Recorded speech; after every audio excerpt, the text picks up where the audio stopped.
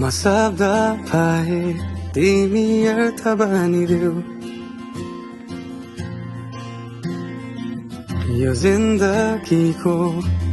सहारा बनिदेऊ न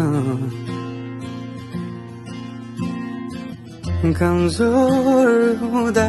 सामर्थ्य बनिदेऊ न अँधेरीमा तिमी जुन बनिदेऊ न तिम्रो मायाले डोर्याउन मलाई तिम्रो छायाले बनाउन मलाई लैजाऊ न